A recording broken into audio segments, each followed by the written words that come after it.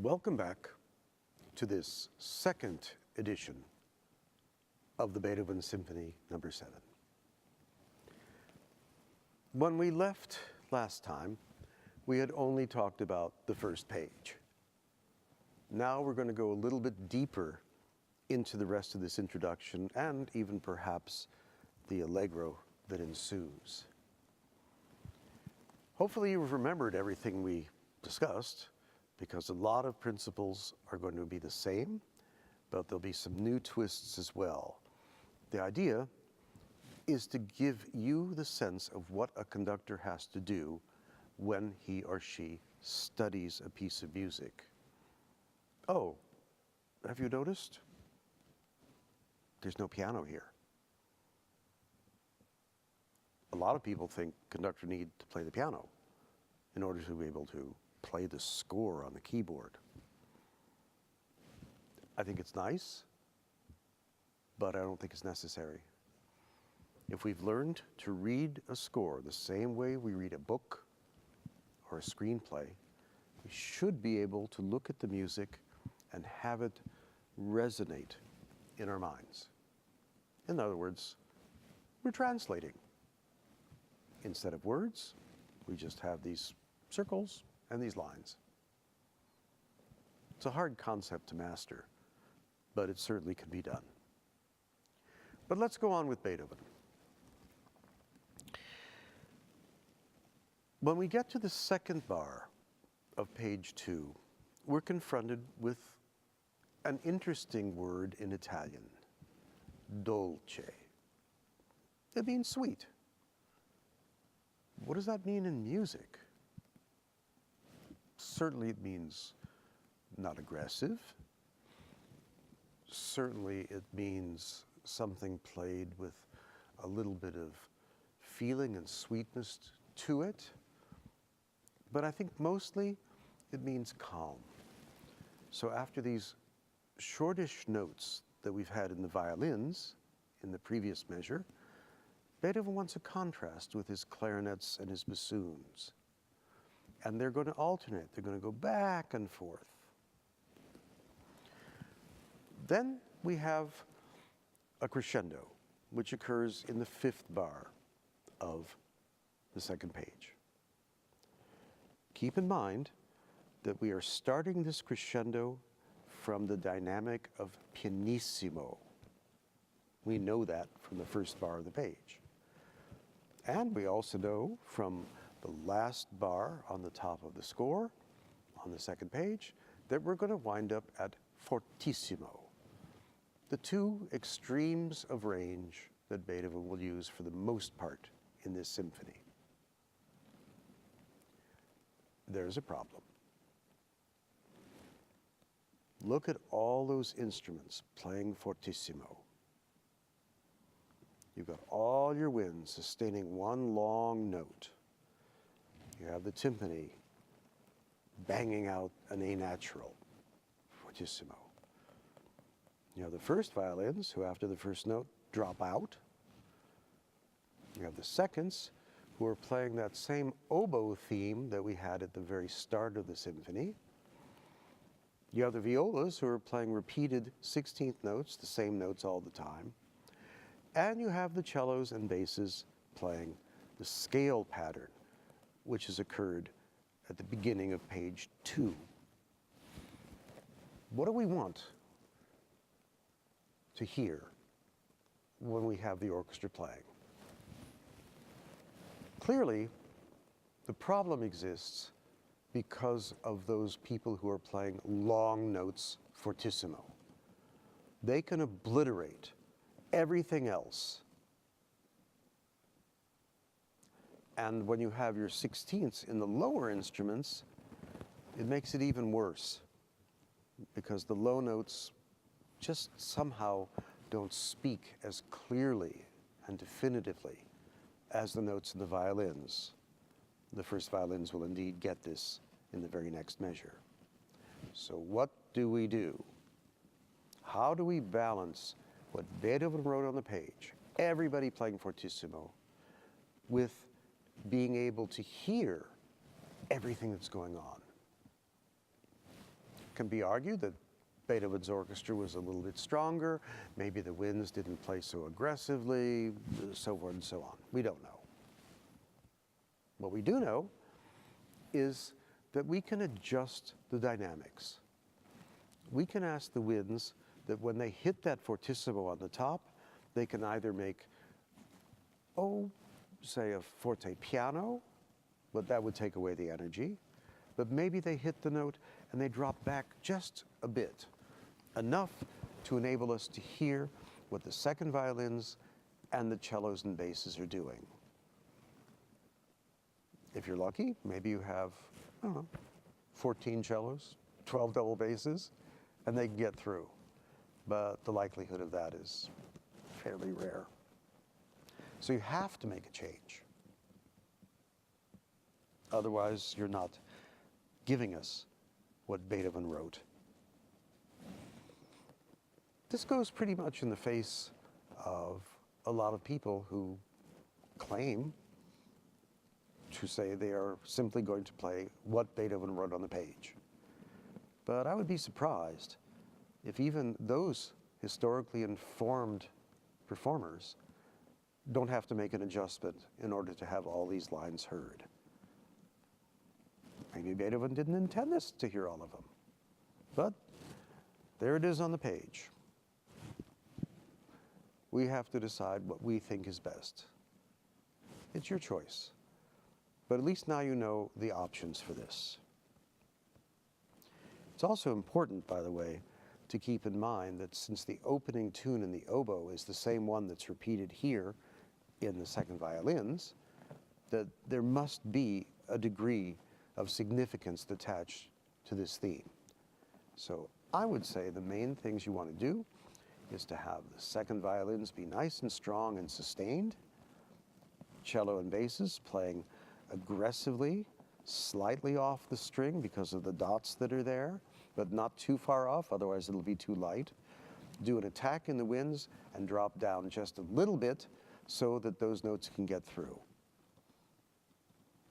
It changes somewhat dramatically when we look at the lower part of page 2 and the first bar. Why does it change? Well, Beethoven took out the winds. He only has them playing over one beat. And now, the violins, in a higher register, play the same scale that the cellos and basses had earlier. Makes it much easier for that scale to get through, because it doesn't have long notes in the way. However, the second violins are continuing that oboe melody that occurred in the first two bars. So you have to make sure that you hear these two lines, if not equally, at least enough so that we know those two lines are going on. This is going to go on for many, many bars, all the way into the third page and the bar before letter A. It's up to you to figure out how to get that. Again, the same thing for me would apply. I would drop the winds back a little bit. I would make sure the sustained notes of the melody are heard, and that the people who are playing the scale passages play slightly off the string, but with a slightly rough sound to get it through. The bar before letter A shows us having a diminuendo. We're coming down from fortissimo to piano. If you remember from the last lesson, we had a crescendo that took us from pianissimo to fortissimo. This is the opposite, just not quite so exaggerated. But there's another decision to make. One, is the landing note of letter A a long note or a short note? There's no dot on it, so that would kind of tell us that it must be a long note. But an argument can be made that it is a continuation of the 16th notes that have occurred before. Ya ta ta ta ta ta ta ta ta. It's not written, but just by being able to think that way means there's a sense of reasoning. And if somebody was to ask you, well, Beethoven didn't write that way, why do you play that short? You can give them an answer. Any musician must be able to answer the question, why? Any decision you make needs to have an answer. You can't just say, oh, I feel it that way. That doesn't work. There has to be a logical, musical reason that everything happens, especially for the conductor, because when you make a change like that, if you do it, inevitably somebody in the orchestra is going to come up to you and say, we've never played it that way before. Why are you doing it? Have a reason. Letter A presents us with a new idea. And we get our nice word Dolce back again. A beautiful tune.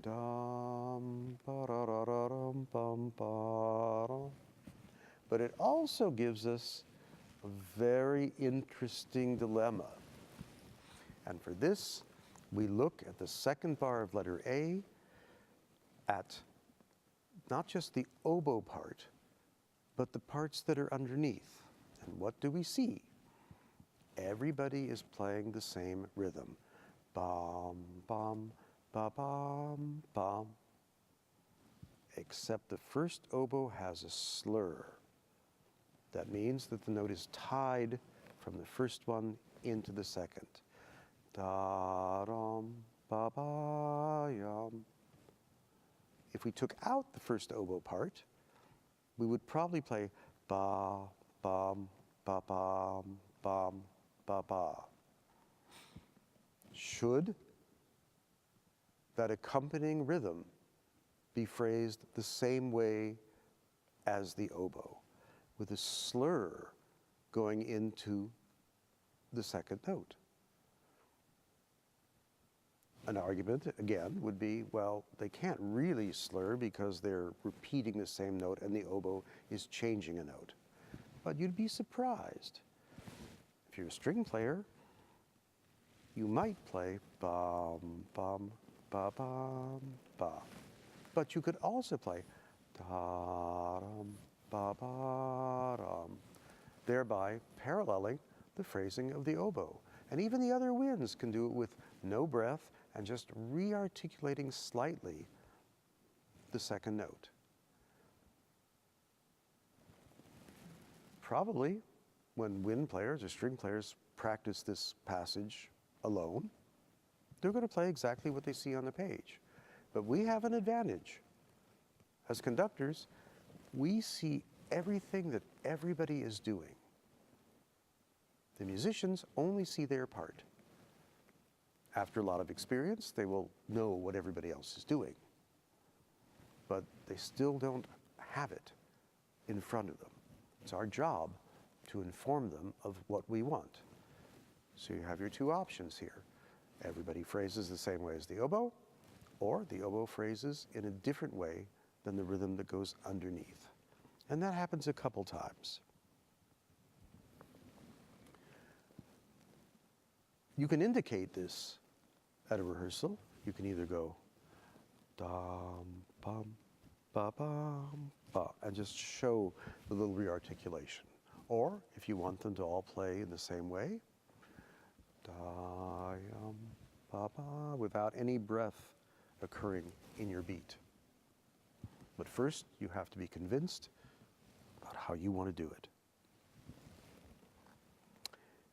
Now let's look at the second measure of the bottom half of page 3. The violins have the indication trill. Very nice. A trill is fun. We like trills. We like them especially when the composer tells us not only the note that we start on, but the note that's next in the trill. Beethoven cancels out the G sharp, which is in the key signature of A major, the key of our piece, and so he has us on a G natural. What he doesn't tell us is the next note supposed to go to a G sharp, or is it supposed to go to an A natural? We don't know. Doubt that it's a G sharp, wouldn't sound very interesting. So more than likely, we would use the rule that you only trill to the next note in the scale of the key of the piece. So probably A natural it is. But you also have to tell all the violins about those two little notes that come after the trill, called grace notes. At least Beethoven shows us that they're to be before the beat, but where? Is it or is it could be either way. Again, it's a decision that the conductor has to make and convey to the whole orchestra. Can we do it without saying anything about it? Sure. Da-da-dum, or da-ya-da-dum, something like that. Getting how the phrases work and what you expect from the players is critical in the conductor's technical arsenal. The more you can show and the less you talk, the better it's going to be. In the fifth bar of the lower stave of page 3, there's an indication pianissimo. This is important because it's the first time we have a sudden change of dynamic. Everything so far has been crescendos and diminuendos, getting us to and from one dynamic. A subito dynamic means that it's a quick shift. And even though we've been piano, now we have to be even softer. Can we show this one without saying anything about it? And again, the answer is yes. If we're going 1, 2, 3, da da da da, pa. And just before you have that downbeat, just at the last moment, turn your hand back to show that it's going to be different. Or you could even warn in advance the whole bar before. Da dum ba ba dum ba, like that. Slightly problematic for the conductor is giving that subito pianissimo to the violins and the other players who have it, but at the same time showing that the cellos and basses have to go ya ta ta ta ta ta ta ta ta. There's no dot, but let's assume it's short. So there's a lot of things going on here that you have to find in your beat to show dynamics and the kind of phrase that's happening. Moving on, you'll discover that pretty much everything else in this introduction, save for the lead-in to the allegro, is about the same that's already happened. Yes, the orchestration's a bit different. The winds are playing full-throated all the way through. The different melodies are happening. The 16th notes are going. It's all what we've talked about. Balance, figuring out what needs to be heard all the way through. And then we turn the page and we are at letter B. Letter B now becomes a really difficult place. Not for the first two beats, but for the third beat. If you don't know that much about the violin, let me explain. They have to play an E natural as their first note, high up on the E string, and then immediately go down a couple octaves to the low E. They've jumped 2 octaves, which means they have to cross strings, skipping the one in the middle, the A string. They're going from the E string down to the D string. And that creates a bit of a problem. Sometimes you hear somebody accidentally hit the open A. That's not a good sound. The other problem, the high E is a forte piano. So it really means there's an accent and the other notes are soft. This is one of those places, no matter what you do physically, if it doesn't sound right, you have to stop and explain it. And if it's still not working, that's when you ask your concert master to help out. What's going to be the best way to accomplish this? So it happens for a few bars. Moving into the fifth measure of letter B, again, there are decisions you have to make. You have to make them because you have to tell the orchestra.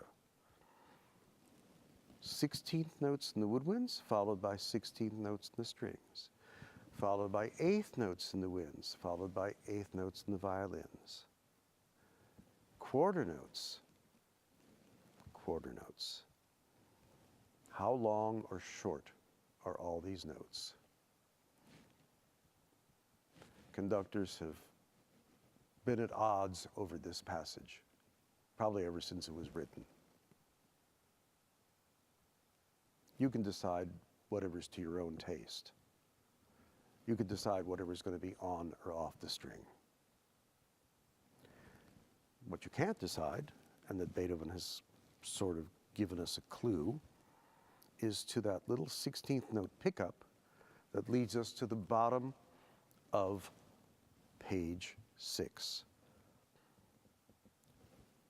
If we've been thinking about those 16th notes the whole time, ya ta ta ta ta ta ta ta ta ta ta ta ta, ba ba, ba ba, ba ba, ba ba. That's pretty clear.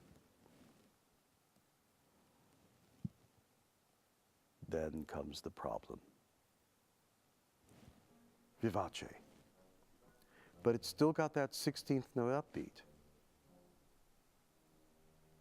Is the 16th note upbeat in the tempo of the vivace? Or is it in the tempo that we've been playing for the last 4 minutes? I'll tell you about that at the next lesson.